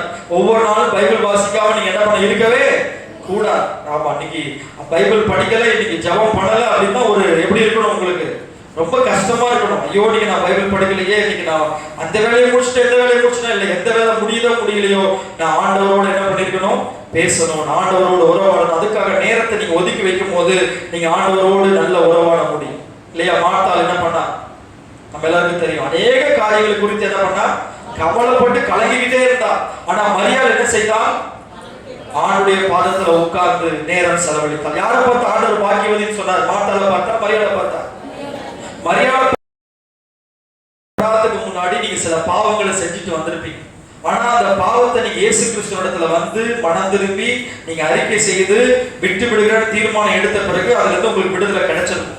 ஆனால் அந்த பாவம் உங்களை விடவே விடாது. நீங்க மறிக்கிற வரைக்கும் மறுபடியும் நீங்க முன்னாடி செஞ்ச பாவம் இருக்கு இல்லையா, அது உங்களோட வந்து என்ன பண்ணிக்கிட்டே தான் இருக்கும், போராடிக்கிட்டே தான் இருக்கும். சில நேரத்துல நீங்க அது விழுந்து கூட போகலாம். ஆனா மறுபடியும் தடுமாறி ஆண்டவர் பேசும்போது கர்த்தர் என்ன பேசுறாரு, என்ன உணர்த்துறாரு அப்படின்னு எழுந்திருக்கிறவங்க இருக்கிறாங்க. சில பேர் அவர் பேசினா என்ன, கர்த்தர் பேசினா என்ன, ஆண்டவர் பேசினா என்ன, நான் செய்யறது என்ன பண்ணிக்கிட்டு தான் இருப்பேன், செஞ்சுக்கிட்டு தான் இருப்பேன். நிறைய பேர் இருக்கிறாங்க, அவங்கள பத்தி நான் சொல்லல. ஆனா சிலர் என்ன பண்ணுவாங்க, விழுந்துட்டு ஐயோ நான் விழுந்துட்டேன்னு தடுமாறி எழுந்திருக்கிறவங்க இருக்கிறாங்க. அவங்க தான் நடக்க முடியும். இந்த மறைவான பாவத்துல சிக்கி இருக்கிறவங்க வெளியில வரணும்னா அதை முதல்ல ஓபன் பண்ணணும். என்ன பண்ணணும்? அத்தமா சொல்லுங்களேன். யார்கிட்ட ஓபன் பண்ணணும்? ஆண்டவர்கிட்ட முதல்ல சொல்லணும். ஆண்டவரே, இந்த பாவத்தை நான் செய்யக்கூடாதுன்னு நினைக்கிறேன், ஆனா என்ன பண்றேன், செய்யலாம்ப்பா, எனக்கு உதவி செய்யுங்க, நான் செய்யக்கூடாதுன்னு அதுக்காக உபவாசம் இருந்து என்ன பண்ணணும், ஜெபிக்கணும். இந்த இப்படி அசுத்தமான காட்சியை நான் போன்ல பார்க்க கூடாதுன்னு நினைக்கிறேன், ஆனா எனக்கு மறுபடியும் ஒரு தனியா இருக்கும்போது யாருக்கும் இல்லாதப்ப நான் என்ன பண்ண ஆரம்பிச்சிடறேன், பார்க்க ஆரம்பிச்சிடறேன். குடிக்க கூடாதுன்னு நினைக்கிறேன், ஆனா அந்த இடத்துல போன உடனே என்ன பண்ண கட்டாயப்படுத்தி என்ன பண்ணிடுறாங்க, என்னை குடிக்க வச்சுட்டாங்க. கெட்ட வார்த்தை பேசக்கூடாதுன்னு நினைக்கிறேன், ஆனா என்ன பண்ணிடுறேன், பேசிடுறேன். இந்த பொய் சொல்லக்கூடாதுன்னு நினைக்கிறேன், நான் பொய் சொல்லிடுறேன். இந்த வாட்ஸ்அப்ல அந்த இன்ஸ்டாகிராம்ல இந்த பையன் கூட அந்த பையன் கூட மெசேஜ் அனுப்பக்கூடாதுன்னு நினைக்கிறேன், ஆனா என்ன பண்ணிடுறேன், அனுப்பிடுறேன். இந்த பையன் கூட பேசவே கூடாதுன்னு நினைக்கிறேன், ஆனா என்னால பேசாம இருக்கவே முடியல. இப்படிலாம் சில பாவங்கள்ல நீங்க மறைவா சிக்கி இருக்கீங்க அப்படின்னா நீங்க செய்ய வேண்டிய ஒரு காரியம் ஒண்ணு, நீங்க தேவனிடத்துல அதை ஒப்பு கொடுத்து என்ன பண்ணணும், அதுல இருந்து வெளியில வரணும்னு நீங்க ஜெபிக்கணும். ரெண்டாவது, உங்களுடைய நம்பிக்கைக்குரிய உங்க ஊழியக்காரர்கள்ட்ட வந்து அதை என்ன பண்ணணும், ஷேர் பண்ணணும். என்ன பண்ணணும்? நீங்க வந்து பாஸ்டர் தனியா இருக்கும் போது பாஸ்டர்மா, பெண்களா இருந்தா பாஸ்டர் மாட்ட போகலாம், ஆண்களா இருந்தா பாஸ்டர்ட்ட வரலாம். வந்து பாஸ்டர், இந்த மாதிரி எனக்கு ஒரு பாவம், நான் விட்டு போன பாவம் என் கூட என்ன பண்ணிக்கிட்டே இருக்குது, போராடிக்கிட்டே இருக்குது, நான் எப்படி அதை ஜெயிக்கிறதுனே தெரியல, நான் அதை போட்டு வெளியே வரணும் தான் நினைக்கிறேன், ஆனா அது என்னோட போராடிக்கிட்டே இருக்கேன், என்ன செய்யறது அப்படின்னு ஆலோசனை கேட்டீங்கன்னா உங்களுக்குரிய ஆலோசனையை ஊழியக்காரங்க என்ன பண்ணுவாங்க, தருவாங்க. உங்களுக்காக அவங்க விசேஷமா என்ன பண்ணுவாங்க, ஜெபிப்பாங்க. இன்னைக்கு பாருங்க, ஆனந்தனுடைய விஷயத்தில் நமக்கு அந்த நடக்க இருக்கிற ஒரு பெரிய வருத்தம் என்னன்னா, கடைசி வரைக்கும் அவருக்காக நம்மளால ஜெபிக்கவே முடியல. இந்த பாவத்துல அவர் இருந்தாரு, அதுல இருந்து வெளியில வரணும், ஆண்டவரே என்ன பண்ண முடியல நம்மளால. இன்னைக்கும் அவரை விட மோசமா பாவம் செஞ்சவங்க இந்த நம்ம சபையிலையும் வெளியிலயும் இருக்கிறாங்க. ஏன் அவங்க சாவல அப்படின்னா, அவங்க செய்த தவற உடனே நமக்கு தெரியப்படுத்தி நம்ம அடிக்கடி போய் அவங்களுக்கு கவுன்சிலிங் பண்ணி அவங்கள ஜெபத்துல என்ன பண்ணிக்கிட்டே இருக்கிறோம், ஊழியக்காரங்க வச்சுக்கிட்டே இருக்கிறாங்க. அதனால தேவ கிருபை தேவ இறக்கம் அவங்க மேல என்ன பண்ணிக்கிட்டே இருக்கு, இருந்துகிட்டே இருக்கு. பாருங்க, போன முறை பந்தி ஆராதனை தமிழ்மணி சிஸ்டர் வீட்டுக்கு அந்த அம்மாவுக்கு நான் எடுத்துட்டு போனேன். அந்த மாதா நம்ம சபைக்கு வர முடியல, அவங்கள படுத்த படிக்க இருக்கிறாங்க. சரி, அவங்க எப்ப சாவாங்கன்னே தெரியாது, அதனால அவங்களுக்கு போய் பந்தி கொடுத்துட்டு வந்துடுவோம். ஒருவேளை அடுத்த மாசம் பந்தி கொடுக்கறதுக்குள்ள அவங்க இறந்து போனாலும் போகலாம், அவங்க ஆத்மா பரலோகம் போகணும் இல்லையா. அப்படி முடியாம சபைக்கே வர முடியாம இருக்கிற அவங்களுக்கு நான் எடுத்துட்டு போனேன். எடுத்துட்டு போய் அவங்க வீட்லயே பந்தி கொடுத்துட்டு அடுத்த வீட்டுக்கு நான் எங்க போனேன்னா ஆனந்தன் பள்ளி வீட்டுக்கு தான் போனேன். அப்ப போகும்போது அந்த பந்தியில ரசமும் அந்த அப்பமும் என் கையில தான் இருந்துச்சு. ஆனா அந்த வாரம் அவர் ஆராதனைக்கு வரல, வந்து பந்தி எடுக்கல. நான் நினைச்சேன், சரி இவர் அடுத்த மாசம் வந்து என்ன பண்ணிக்குவாரு, பந்தி எடுத்துக்குவாரு, இவர் தான் நல்லா தானே இருக்கிறாரு, அடுத்த மாசம் எங்க வரட்டும் சபைக்கு வந்து எடுத்துக்கிட்டோம். என் கூட ஒரு சகோதரர் வந்து அவர் சொன்னாரு, பாஸ்டர் அங்க கொடுத்த இவரும் ஆராதனைக்கு வரலன்றீங்களே, இவருக்கு கொடுங்க அப்படின்னு சொல்லி என்கிட்ட சொன்னீங்க. இல்ல பிரதர், இதை நம்ம பழக்கமாக்க கூடாது. இப்படி நம்ம செஞ்சோம்னா மாசம் பாஸ்டர் வீட்டுக்கே வந்து எனக்கு கொடுத்துட்டு போயிடுவாரு. பந்தி கொடுத்துருப்பேன், அந்த அம்மாவுக்கு நம்ம கொடுத்ததும் அவங்க முடியாம படுத்து கிடக்குறாங்க. இவர் நல்லா தானே இருக்கிறாரு, ஆராதனைக்கு வராம 3 வாரமா இருக்கிறாரு, இவர் திரும்பி வந்து என்ன பண்ணட்டும், பந்தி எடுக்கட்டும் அப்படின்னு சொல்லிட்டு நான் என்ன பண்ணல, அந்த பந்தி எடுத்துட்டு போனதை திரும்பி எடுத்துட்டு வந்துட்டேன். ஆனா என்ன நடந்தது தெரியுமா, இந்த மாசம் ஒரு பந்தி எடுக்கிறதுக்கு இல்லை. நான் கூட அதை எனக்கு கேட்டபோது ரொம்ப அதை நினைக்கும் போது இப்பதான் நான் நினைக்க ரொம்ப ஷாக்கா இருக்கு. அவர் வீட்டுக்கே நம்ம எடுத்துட்டு போனோமே, ஆனா நம்மளால கொடுக்க முடியலையே, கொடுத்துருக்கலாமோ என்னவோ அப்படின்னு எனக்கு என்ன பண்ணுச்சு, தோணுச்சு. ஆனா அதே நேரத்தில் இவருடைய பாவ வாழ்க்கை எனக்கு தெரியாது. ஆனா கொடுத்துருந்தா மாட்டி எனக்கு தான் வந்துடும், யாருக்கு அடி வந்திருக்கும். கொடுக்காதனால நான் தேவ நடத்தில் கூடி வந்துட்டேன். கொடுத்துருந்தேன்னா அவர் அப்படிப்பட்ட பாவ வாழ்க்கையில் இருக்கிற ஒருத்தருக்கு வீட்டை தேடி போய் என்ன பண்ணக்கூடாது, பந்தி கொடுக்க கூடாது. இங்க அநேகர் சபையை தேடி வந்து பரிசுத்தமாய் பந்தி எடுக்கிறாங்க. அவர் ஆராதனைக்கே வராம இருந்துட்டு வீட்டுல போய் என்ன பண்ணக்கூடாது, பந்தி கொடுக்க கூடாது. கர்த்தருடைய பிள்ளைகளை நம்ம ஜாக்கிரதையா இருக்கும். இந்த பந்தி நம்ம எடுக்கிற அடுத்த பந்தி எடுப்போமா எடுக்க மாட்டோமான்றது அவருடைய வாழ்க்கையை பத்தி நம்ம என்ன பண்ண முடியும், தெரிஞ்சுக்க முடியும். எதுக்காக சொல்ற, ரகசிய பாவம். இன்னும் நிறைய பேர் ஆன்சு போடுறதே விடல. ஏதோ அவங்க மனைவி பண்ற ஜெபம், அவங்க பிள்ளைகள் பண்ற ஜெபமோ, அவங்க ஆண்டவர் காத்து கொண்டு இருக்கிறார். ஊழியக்காரங்க எங்களுக்கு அவங்க தெரியப்படுத்திருக்காங்க, நாங்களும் ஜெபத்துல வச்சு என்ன பண்ணிட்டு இருக்கோம், ஜெபம். நிறைய பேர் மறைக்கிறீங்க, அவங்க தான் மறைக்கிறாங்கன்னா வீட்டுக்காரங்களும் மறைக்கிறாங்க. எங்க பாஸ்டர் நம்ம வீட்டுக்காரர் தப்பா நினைச்சிருவாரு. நல்ல கவனிங்க, நாங்களும் உங்களை போல ஒரு மனுஷர்கள் தான். வானத்திலிருந்து இறங்கி வந்த தேவதூதர் கிடையாது. நாங்களும் அப்படியே பர்ஃபெக்டா இருக்கிறவங்க கிடையாது. எங்களுக்கும் பலவீனங்கள் இருக்குது, எங்களுக்கும் சில வீழ்ச்சிகள் இருக்குது. நாங்களும் உங்களை மாதிரி விழுந்து புரண்டு தான் எங்க வந்திருக்கிறோம். ஒரு ஊழியக்காரனா இந்த இடத்துல வந்து நிக்கிறோம். எங்களுக்கும் உங்களுடைய பலவீனங்கள் எல்லாம் தெரியும். உங்களுக்கு எவ்வளவு போராட்டம் வரும், எவ்வளவு பரிசுத்தத்துக்கு போராட்டம் வரும், எவ்வளவு பாடப்பத்துக்கு போராட்டம் வரும், எல்லாம் எங்களுக்கு தெரியும். தெரிஞ்சுதான் கர்த்தர் ஒரு ஊழியக்காரனா வச்சிருக்கிறார். உங்களுக்கு ஆலோசனை சொல்லும்படிதான் கர்த்தர்கள் என்ன பண்ணிருக்கிறாரு, வச்சிருக்கிறார். அப்ப மனைவியானவங்க தன் புருஷன் இப்படி இருக்கிறாங்கன்றத ஊழியக்காரமா கிட்ட வந்து என்ன பண்ணணும், அவங்க கஷ்டமா நினைக்க கூடாது. நம்ம போய் சொன்னா ஊழியக்காரங்க என்னமோ நினைச்சுக்கோங்களோ, நம்ம புருஷனை தப்பா நினைச்சுக்கோங்களோ, அல்லது நம்மள தப்பா நினைச்சுக்கோங்களோ, சொல்லாமே அப்படியே மறைக்கலாம். இல்ல அவர் கேட்டா போய் சொல்லிடலாம், நல்லா தான் இருக்கிறாரு சொல்லிடலாம். அப்படி தயவு செய்து நினைக்காதீங்க. உங்க மேல உத்தரவாதம் உள்ளவங்க தான் ஊழியக்காரங்க. நீங்க என்ன உங்க குடும்பத்துல நடந்தாலும் அது அப்டேட்டா யார்கிட்ட சொல்லிக்கிட்டே இருக்கணும், ஊழியக்காரங்கள்ட்ட. ஏன்னா அவங்க உங்களுக்காக ஜெபிக்க கடமைப்பட்டிருக்கிறாங்க. அவங்க அதுக்காக தான் கர்த்தர் இந்த சபையில உங்களை கொண்டு வந்து வச்சிருக்கிறார். உங்களுக்கு எந்த விதத்துல உதவி செய்ய முடியுமோ அந்த விதத்துல ஆவிக்குரிய வாழ்க்கையில உதவி செய்யப்படியாக ராப்பகலா இந்த இடத்துல என்ன பண்ணிட்டு இருக்கிறோம், ஊழியம் செய்து கொண்டே இருக்கிற தேவ பிள்ளைகளே. ரகசியமான பாவம், நீங்க ஆண்டவரோடு உறவு கொள்ளாதபடி உங்களை என்ன பண்ணிக்கிட்டே இருக்கும், பிரிச்சுக்கிட்டே இருக்கீங்க. நீங்க நிறைய பேர் ஆண்டவரோட உறவுல இல்லை, ஆண்டவரோட சஞ்சரிக்கல. இன்னைக்கு ஆண்டுடைய வருகை வந்தா கூட நீங்க கைவிடப்பட்டு போவீங்க, எடுத்துக்கொள்ளப்பட மாட்டீங்க. என்னன்னு கேட்டா, நீங்க ஏனோக்கை போல நீங்க ஆண்டவரோட சஞ்சரிக்கல, நோவாவை போல நீங்க கர்த்தரோட சஞ்சரிக்கல, தாவீதை போல நீங்க கர்த்தர் உங்களுக்கு முன்னாடி வைக்கல. உங்களுக்கு முன்னாடி எது இருக்குது சொல்லட்டுமா, மொபைல் போன் என்ன இருக்குது. இன்னைக்கு அதிகமான பேர் அதிகமான நேரம் எதோட தான் சஞ்சரிக்கிறாங்க, மொபைல். எவனே தெரியாது, யாருன்னே தெரியாது, அவங்க கூட பல மணி நேரம் என்ன பண்றது, சாட் பண்றது, பேசுறது, மெசேஜ் அனுப்புறது. பேசுறதுன்னா இது மட்டும் கிடையாது, டைப் பண்ணி அனுப்புறது என்னதான், மெசேஜ் அனுப்புறதும் பேசுறது தான். கவனிங்க, நீங்க உங்க குடும்பத்துல உங்க வீட்டுக்கு தெரியாம, உங்க உற்ற உறவினர்களுக்கு தெரியாம நீங்க எதெல்லாம் பண்றீங்களோ அதெல்லாம் என்னதான், பாவம் தான் இல்லையா. சிஎஃப்ல சொல்லுவாங்க இல்லையா, பாவம்னா என்ன, ஆண்டவருக்கு பிடிக்காத யோசிக்கிறது, பார்க்கறது, கேட்கறது, செய்யறது எல்லாமே என்னதான் பாவம். இன்னைக்கு நிறைய பேர் பாவம் எதுலதான் செஞ்சுட்டு இருக்காங்க, மொபைல் போன்ல தான் என்ன பண்ணிட்டு இருக்காங்க, நிறைய பாவங்கள் நடந்து கொண்டிருக்கு. எதையுமே தெரியாம செய்யாதீங்க. கணவனுக்கு தெரியாம, மனைவிக்கு தெரியாம, பிள்ளைகளுக்கு பெற்றோர்களுக்கு தெரியாம என்ன பண்ணக்கூடாது, பேசு. யாரு கூட பேசுற, என்ன பேசுற அப்படின்றத அவங்க என்ன பண்ணட்டும், தெரிஞ்சுக்கிட்டும். அப்படி தெரிஞ்சா நீ தப்புல விழ மாட்டேன். நீ மறைச்சு மறைச்சு செய்ய செய்ய அது உன்னை எங்க கொண்டு போயிடும், பாதாள குழிக்கு கொண்டு போயிடும். மெசேஜ் அனுப்பினா அவ்வளவு ஓப்பனா பாக்குற மாதிரி வை, அம்மா இந்த மெசேஜ் தான் அனுப்பி இருக்கிறேன் அப்படின்னு சொல்லு. அப்படி என்ன பிரச்சனையே கிடையாது, உங்க குடும்பத்துல பிரச்சனையே வராது. உங்க பிள்ளைகள் பாக்குறாங்களா, நீங்க போய் பக்கத்துல உட்காரும் போது அவங்க என்ன பண்ணணும், அதை பார்க்கணும். நீங்க வரும்போது டக்கு டக்கு டக்குன்னு கை தள்ளுதா அப்படின்னா என்ன அர்த்தம், ஏதோ மறைமுகமான பாவம் செய்யறாங்கன்னு அர்த்தம். உடனே அப்படி தருவாங்க, ஒரு பாஸ்வேர்டை போட்டுருவாங்க, நீங்க அதை ஓபன் பண்ண முடியாத அளவுக்கு என்ன பண்ணிடுவாங்க, செஞ்சிடுவாங்க. அப்படி மறைச்சு மறைச்சு செய்யாத, அது பாவம். அது உன்னை தேவனோடு சஞ்சரிக்கிறதுல இருந்து தூரமா என்ன பண்ணிக்கிட்டே இருக்கும், விலகிக்கிட்டே இருக்கும். தேவனுக்கு அது என்ன பண்ணாது, பிடிக்கவே பிடிக்காது. முக்கியமா கணவனுக்கும் மனைவிக்கும் இடையே என்ன இருக்கக்கூடாது, மறைமுகம் இருக்கவே கூடாது. நீங்க ஆண்டவரை பின்பற்றுறீங்க, ஆண்டவரை பின்பற்றதுனால சில நேரத்துல நீங்க ஆண்டவருக்கு பிரியமான காரியங்களை செய்யறது கூட உங்க கணவனுக்கு தெரியாம மறைக்கணும்னு என்ன பண்ணக்கூடாது. அதனால அடி வாங்கினாலும் பரவாயில்ல, நான் ஓப்பனா வெளிப்படையா தான் எல்லாத்தையும் என்ன பண்ணுவேன், செய்வேன். நீங்க தப்பு செய்யாதப்போ ஏன் பயப்படுறீங்க, தப்பே செய்யணும் போது ஏன் மறைக்கிறீங்க, நீங்க மறைக்கிறீங்க, நீங்க ஒழிக்கிறீங்க, அதை பாஸ்வேர்ட் போட்டு எதோ பண்றீங்க அப்படின்னா நீங்க என்ன செய்வீங்கன்னு அர்த்தம், மறைவான பாவம் உங்கள்கிட்ட இருக்குது. அந்த மறைவான பாவம் இருந்தா யாரோட சஞ்சரிக்க முடியாது, தேவனோட சஞ்சரிக்கணும்னா என்ன பண்ண முடியாது, எடுத்துக்கொள்ளப்பட முடியாது, அழிவிலிருந்து காக்கப்பட முடியாது.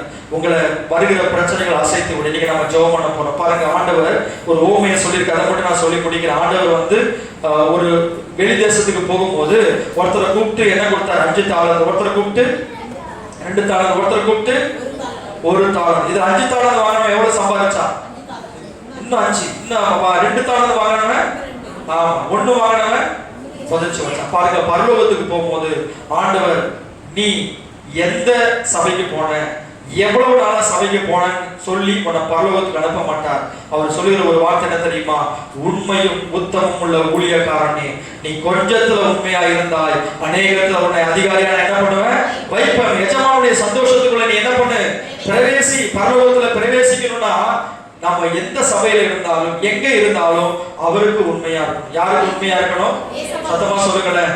நீ ஏசப்பாவுக்கு உண்மையா இருக்கனா உன் கூட இருக்கவங்களுக்கு நீ எப்படிதான் இருப்ப, உண்மையா தான் இருப்ப. நிறைய பேர் சொல்லுவாங்க, நான் ஏசப்பாவுக்கு மட்டும் உண்மையா இருக்கிறேன், உனக்கெல்லாம் உண்மையா இருக்க முடியாது. அப்படி ஆண்டவர் சொல்லவே இல்லை. அவருக்கும் உண்மையா இருக்கணும். நம்ம குடும்பத்துல இருக்கிற ஒவ்வொருத்தருக்கும் எப்படி இருக்கணும், உண்மையா இருக்கணும். நம்ம என்ன செய்யறோம்ன்றது நம்ம குடும்பத்துல இருக்கிற சபையில இருக்கிற எல்லாருக்கும் என்ன பண்ணணும் தெரியும். வெக்கப்படவே கூடாது. சில குழந்தைங்க எல்லாம் பாத்தீங்கன்னா ஓடி போய் கீழே விழும், விழுமா விழாதான், அதனால வெக்கப்பட்டு நினைக்கிறீங்களா, நீங்க மறுபடியும் தூக்கி விட்டா ஓடும், மறுபடியும் விழும். நீங்க நிறைய பேர் விசுவாசிகள் எப்படிதான் இருக்கிறீங்க, குழந்தைய மாதிரி தான் இருக்கிறீங்க. ஆனந்தப்படுத்துற வயசு வேணா அவருக்கு 40க்கு மேல ஆயிருக்கலாம், ஆனா ஆவிக்குரிய வாழ்க்கையில அவர் எவ்வளவு வயசு தான், 2 வயசு தான். தடுமாறி விழுவாரு. அப்ப என் குழந்தை நடக்கவே இல்லைங்க, என் குழந்தை தடுமாறி விழுதுன்னு போய் டாக்டர்கிட்ட சொல்றோமா இல்லையா, ஒரு வைத்தியர்கிட்ட போய் சொல்றோம். அதே போலதான் ஊழியக்காரங்க ஒரு வைத்தியர், அவங்க எப்படி நடக்கணும், எப்படி நிக்கணும், அவங்கள தனியா கூப்பிட்டு அவங்க மனசு பாதிக்கப்படாத அளவுக்கு அவங்க என்ன பண்ணுவாங்க, பேசுவாங்க. அருமையான சகோதரர்களே சகோதரிகள், நீங்க யாராவது பாவம் செய்றீங்கன்னு ஆண்டவர்களுக்கு தெரியப்படுத்தினா உங்களை கண்டிக்கிறதுக்கும் உங்களை அதுல இருந்து வெளியில கொண்டு வர்றதுக்கு ஊழியக்காரங்களுக்கு என்ன இருக்குது, சத்தமா சொல்லுங்களேன், உரிமை இருக்கு. சில பேர் என்ன சொல்லுவாங்க தெரியுமா, ஆமா யார் தப்பு பண்ணாம இருக்கிறாங்க, இந்த ஊழியக்காரர் என்ன மட்டும் வந்து என்ன பண்றாரு கேட்கிறாரு அப்படின்னு நினைக்காதீங்க. உங்களை மட்டும் கேட்கிறாருன்னா உங்க மேல அதிக அன்பா என்ன பண்றாரு இருக்கிறார்.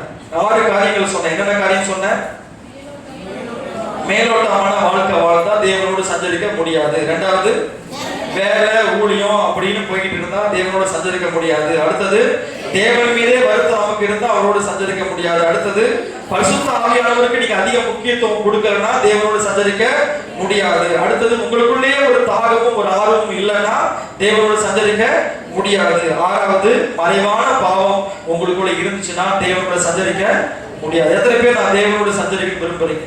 இந்த மெத்துசோலா, இந்த ஏனோக்குடைய வாழ்க்கையில நீங்க பாத்தீங்கன்னா ஒரு காரியத்தை மட்டும் நான் சொல்லி முடிக்கிறேன். அதை 6ஆம் அதிகாரத்தை எடுத்துக்கொள்ளுங்க, 5ஆம் அதிகாரத்தை எடுத்துக்கொள்ளுங்க, 22ல இருந்து வாசிங்க. ஏனோக்கு மெத்துசோலாவை பெற்ற பின்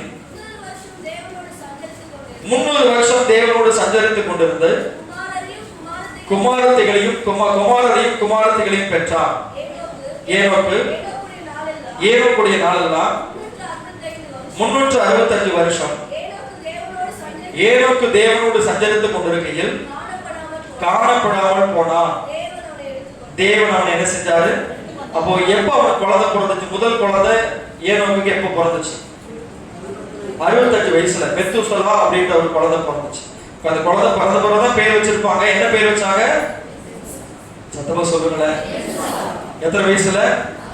அதுக்கப்புறம் 300 வருஷம் அவர் வாழ்ந்தார். நிறைய குமாரன் குமாரத்தையும் பெற்றாங்க. ஆனா அந்த மெத்துசலா அப்படின்ற அந்த பேருக்கு அர்த்தம் என்ன தெரியுங்களா? ஏன் அந்த பேரை அவருக்கு வச்சாருன்னா, அவர் அந்த பேருக்கு அர்த்தம் என்னன்னா நியாய தீர்ப்பின் மனிதன். இந்த பேருக்கு அர்த்தம் என்ன? மெத்துசலா அப்படின்னா என்ன அர்த்தம்? எல்லாம் சொல்லுங்க. நியாய தீர்ப்பின் மனிதன். யாராவது ஒரு பேர் வைப்பீங்களா? உங்களை பார்த்து நியாய தீர்ப்பின் மனிதனே, ஒவ்வொரு முறை இயேசுதாஸ் அப்படின்னு பேர் வைக்க சந்தோஷமா இருக்குது. ஒவ்வொரு முறை நியாய தீர்ப்பின் மனிதன், நியாய தீர்ப்பின் மனிதன் அப்படின்னு கூப்பிட்டா அப்படி இருக்கும். ஆனா அவனுக்கு அப்படிதான் பேர் வச்சாங்க. மெத்துசலான்றதுக்கு என்ன பேரு? ஏன் மெத்துசலா? ஏன்னா அந்த மெத்துசலா பிறந்த பிறகுதான் ஏனோக்குக்கு ஒரு வெளிப்பாடு கிடைச்சு. என்னன்னா, இன்னும் சில நாளைக்குள்ளே ஆண்டவர் இந்த பூமி என்ன பண்ண போறாரு? அழிக்க போறாரு. இன்னும் சில நாளைக்குள்ள என்ன பண்ண போறாரு? ஆமா, மெத்துசலான்ற வார்த்தைக்கு நியாய தீர்ப்பின் மனிதன்றதுக்கு இன்னொரு அர்த்தம் தெரியுமா? இவன் சாகும் போது இந்த உலகம் அழியும். இவன் சாகும் போது, மெத்துசலா சாகும் போது இந்த உலகம் அழியும் அப்படின்றது அதனுடைய அர்த்தம். பாருங்க, கரெக்டா மெத்துசலா எந்த வருஷம் மரிச்சானோ அந்த வருஷம் தான் இந்த உலகத்துல மிகப்பெரிய ஜலப்பிரளயம் வந்து இந்த உலகம் தண்ணீரால் என்ன பண்ணப்பட்டது? சத்தமா சொல்லுங்களேன். அப்ப கவனிச்சுக்கலாம். நோவா தேவனோட சஞ்சரித்ததுக்கு என்ன காரணம்? அவனுக்கு என்ன வெளிப்பாடு கிடைச்சிருந்தது? இந்த உலகம் அழிய போகுது. எப்ப அழிய போகுது? இந்த புள்ள என்னைக்கு இந்த பூமியை விட்டு போதோ அன்னைக்கு இந்த உலகம் என்ன செய்யும்? அழி. அதனால அவன் பேரை சொல்லும் போதெல்லாம் இவன் மரணம் நடக்கும் போது இந்த உலகம் அழியும், இவன் மரணம் நடக்கும் போது இந்த உலகம் அழியும் பேர் என்ன பண்ணிக்கிட்டே இருக்கிறான்? சொல்லிக்கிட்டே இருக்கிறான். அதனால அவன் அந்த அழிவிலிருந்து காப்பாற்றப்படணும்னா தேவனோடு சஞ்சரிக்கிறது தவிர வேற வழியே இல்ல. அதுதான் காரணம். ஏனோக்கு தேவனோடு சஞ்சரிக்க அதுதான் காரணம். பாருங்க, அவன் தேவனோடு சஞ்சரித்தான். அந்த ஏனோக்கு அந்த ஜலப்பிரளயத்தை அழிவை அவன் என்ன பண்ணவே இல்லை, பார்க்கவே இல்லை. ஆண்டவர் அவனை உயிரோடு எடுத்துக்கொண்டார். கரங்களை தட்டி ஆண்டவர் மகிமைப்படுத்துவோமா? ஹல்லேலூயா. இன்னைக்கும் ஆண்டவர் இயேசு வருகிறார், கர்த்தர் வருகிறார் என்று ஆண்டவர் என்ன பண்ணிக்கிட்டே இருக்கிறாரு? நம்ம கிட்ட பேசிக்கிட்டே இருக்கிறார். இதை கேட்கிற நாம் என்ன செய்யணும்?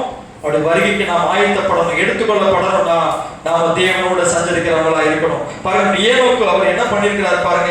யூதா புஸ்தகத்துல சில 2 வசனத்தை மட்டும் வாசித்து நம்ம முடிக்கலாம்.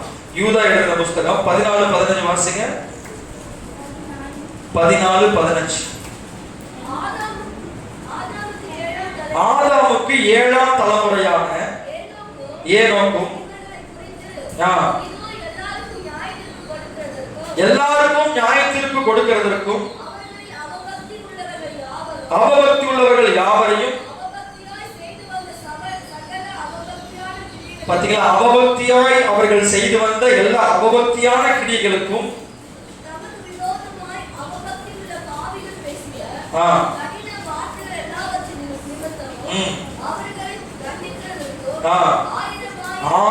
ஆயிரமான தமது பரிசுத்தவான்களோடு கூட கர்த்தர் வருகிறார் என்று அவன் முன் அறிவித்தான். ஆமென் சொல்லுவோமா? ஹல்லேலூயா. யாருக்கு அவன் எச்சரிப்பு கொடுத்துக்கிட்டே இருந்தான்? அவபக்தியாய் வாழ்கிறவர்கள். தேவ பிள்ளையே, இன்னைக்கு நீ தேவ பக்தியா வாழாம அவபக்தியா வாழ்ந்துட்டு இருக்கிற சபையில உனக்கு ஆண்டவர் எச்சரிக்கிறார். நீ தேவனோடு சஞ்சரிச்சினா நீ எடுத்துக்கொள்ளப்படுவாய். தேவனோடு நீ சஞ்சரிச்சினா நீயும் உன் வீட்டார் என்ன பண்ணப்படுவீர்கள்? காக்கப்படுவீர்கள். நீ தேவனோடு கர்த்தரை எப்பொழுதும் முன்னாடி வச்சிருந்தா உன்னுடைய வாழ்க்கை மிகவும் ஆசீர்வாதமா இருக்கும். யாராலையும் அதை அசைக்க முடியாது. ஆமென் சொல்லுவோமா? அல்லேலூயா சொல்லுங்களேன். அல்லேலூயா. ஆமா, தாவீதுடைய வாழ்க்கையை குறித்து நம்ம தியானிக்கும் போது அவன் வாழ்க்கையை பார்க்கும் போது அவ்வளவு பிரச்சனைகள்லாம் காரணம் 8 பொண்டாட்டி. எத்தனை பொண்டாட்டி அவனுக்கு? அந்த மாதிரி சொல்லுங்களேன். ஒரு பொண்டாட்டி கட்டியே நிறைய பேர் என்ன பண்ண முடியல. பிரச்சனைய 8 மனைவியை கட்டணும். எப்படி இருந்திருப்பான் யோசித்து பாருங்க. எதிர்ப்பான இருக்க முடியாதா? பயங்கர டார்ச்சரா இருந்திருக்கும். ஆனா இதன் மத்தியிலேயே அவன் வாழ்ந்திருக்கான எதனால சொல்லுங்க? கர்த்தரை தனக்கு முன்பாக அவன் நிறுத்தி இருந்தபடினால அவனால என்ன பண்ண முடிஞ்சது? எல்லாத்தையும் ஜெயிச்சு அவன் குடும்பத்துல அவன் பிள்ளைகளே பாருங்க. ஒரு புள்ள தங்கச்சிய கல்யாணம் பண்ண விரும்புறான், ஒரு புள்ள அவன் அழிக்கணும்னு விரும்புறான், இன்னொரு புள்ள நொண்டியா இருக்கிறான். பாருங்க, எல்லாமே அவனுடைய வாழ்க்கையில எல்லாமே அவனுக்கு விரோதமா எதிராக செயல்பட்டு கொண்டிருந்தாலும் அவன் எப்பொழுதும் கர்த்தரை தனக்கு முன்பாக என்ன பண்ணிக்கிட்டு இருந்தான், வைத்துக் கொண்டு. அதனாலதான் அவர் தாவீதின் குமாரனாய் இயேசு கிறிஸ்து இந்த பூமியில என்ன பண்ணாரு, பிறந்தார். நீங்களும் கர்த்தரை உங்களுக்கு முன்பாக வச்சிருப்பீங்களா? உங்க வாழ்க்கையில என்ன சூழ்நிலை எப்படி இருந்தாலும் பரவாயில்ல, ஆண்டவரே நான் உம்மோடு சஞ்சரிக்கணும், உண்மை எனக்கு முன்பாக எப்பொழுது என்ன பண்ணணும், வைத்திருக்கணும். அப்படியே முழங்கால் பண்ணிட்டு இன்னைக்கு ஆண்டவர்கிட்ட ஜெபம் பண்ணுவீங்களா? ஏதோ நான் ரட்சிக்கப்பட்டேன், ஞானஸ்நானம் எடுத்தேன், அபிஷேகம் பெற்றேன், அப்படி அதோட நிறுத்திடக்கூடாது. அணு தினமும் தேவனோடு நீங்க சஞ்சரிக்கணும். அணு தினமும் இன்னைக்கு முன்னாடி முழங்கால் படித்து இருக்கிற வாலிப பிள்ளைகளை நீங்க தேவனோடு சஞ்சரிக்கிறீங்களா? ஸ்தோத்திரம். நீங்க ஆண்டவர்களோடு கூட பேசி இருக்கிறார். என்னென்ன காரியங்கள் நீங்க தேவனோடு சஞ்சரிக்க முடியாதபடி தடையா இருக்கிறது என்று கர்த்தர்களோடு பேசி இருக்கிறார். நீங்க அது உணர்வீர்கள் என்று சொன்னால் இன்றைக்கு ஒப்பு கொடுங்க. ஊழியக்காரர்களாக எங்களுடைய வேலை கர்த்தருடைய வார்த்தையை சொல்வது. கேட்கிற நீங்க அதுக்கு கீழ்ப்படித்தால் மாத்திரம்தான் நீங்க ஆசீர்வதிக்கப்பட முடியும். நீங்க நியாயத்திற்கிலிருந்து தப்பிக்க முடியும். நீங்க எடுத்துக்கொள்ளப்பட முடியும். பேசுகிற நானும் தேவனோடு சஞ்சரிக்கணும், கேட்கிற நீங்களும் தேவனோடு சஞ்சரிக்கணும். நோவாவை போல, ஏரோக்கை போல, தாவீதை போல எப்பொழுதும் நாம் தேவனோடு சஞ்சரிக்கணும். பேசுங்க. இந்த நேரம் நீங்க ஜெபிக்கிற நேரம். எந்த காரியத்தை ஆண்டவர் போட்டு நீங்க செய்யறது தப்பு, மகனே மகளே நீ இந்த காரியத்தை செஞ்சுக்கிட்டு இருக்கிற, அதை நான் உணர்த்தி இருக்கிறேன், என் ஊழியக்காரன் மூலமா, உன்னுடைய மேய்ப்பன் மூலமா நான் உணர்த்தி இருக்கிறேன், நீ அதுல இருந்து இன்னைக்கு மனம் திரும்பு, அந்த காரியத்தை நீ செய்யாத, உன்னை நான் வாழ வைக்க விரும்புறேன், நீ அசைக்கப்பட முடியாது, உன்னை நான் எடுத்துக்கொள்ள விரும்புறேன் பரலோகத்துக்கு, என்னுடைய வருகையில நித்திய அழிவு உனக்கும் வராது, உன் குடும்பத்துக்கும் வராது. அதுக்காக தான் இன்னைக்கு உங்கள்கிட்ட பேசிட்டு இருக்கிற 3 பேரை உதாரணமா காமிச்சிருக்கிறேன். உன் வாழ்க்கையில எதெல்லாம் நீ குறையா பாக்குறியோ இன்னைக்கு அதுல இருந்து மனம் திரும்பு. எல்லாம் கண்ண மூடி பேசுவீங்களா? ஆண்டவரோட பேசுங்க. அப்படியே அமைதியா இருக்காது. கர்த்தர் என்ன பேசினாலும் அதை ஒப்பு கொடுங்க. ஆண்டவர் உங்களை இன்றைக்கு ஆசீர்வதிப்பாராக. இந்த வார்த்தையின்படி உங்களை ஆசீர்வதிப்பாராக. கர்த்தருடைய விருப்பம் என்ன தெரியுமா? கர்த்தர் வருகிறார். அவர் வரும்போது சபையில் இருக்கிற எல்லாரும் எடுத்துக்கொள்ளப்படணும். ஏனோ அன்றைக்கு எடுத்துக்கொள்ளப்பட்டது போல நீங்களும் எடுத்துக்கொள்ளப்பட.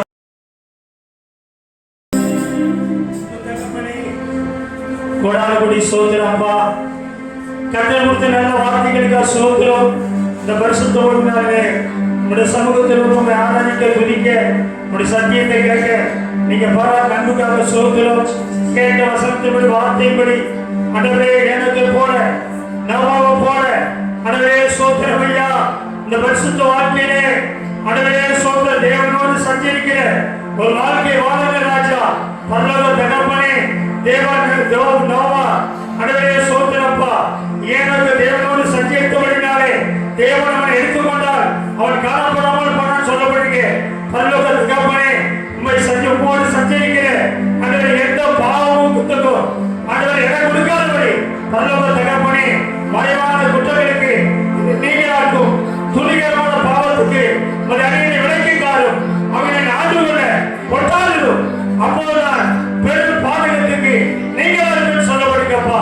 பரலோக தகப்பனே, வரக்கூடிய அழிவுக்கு ஆண்டவரை தப்புவிக்க வேண்டுமானால் ஆண்டவரே சோதர ராஜா, உம்மோடு ஒவ்வொரு நாளும் சஞ்சரிக்கிற ஆண்டவரே சோதரப்பா, பழகுகிற உறவாடுகிற அந்த உறவுக்குள்ளாக ஒவ்வொரு நாளும் உங்களுடைய பிள்ளைகள் கடந்து செல்ல கர்த்தர் உதவி செய்வாராக. கர்த்தர் கொடுத்த நல்ல வார்த்தைகளுக்காக சோதரப்பா, ஆண்டவரே பரிசுத்த ஆவியோடு ஐக்கியம் இருக்கிறப்பா. பரலோக தகப்பனே அப்பா, நன்றியுடன் சோதரிக்கிறோம்.